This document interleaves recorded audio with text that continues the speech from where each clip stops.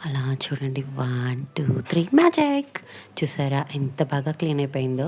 ఇదొచ్చేసి silver cleaning bottle అండి. Silver dip అంటారు. చాలా అంటే చాలా బావుంటుంది. నేను డైలీ యూజ్ చేసే వెండి యుటిలిటెన్సెస్ మా పాపకి పెట్టేవి క్లీన్ చేశాను. దీంతో పాటు నా వెండి పట్టీలు కూడా క్లీన్ చేశాను. మ్యాజిక్‌లా క్లీన్ అయిపోతున్నాయి చూసారా?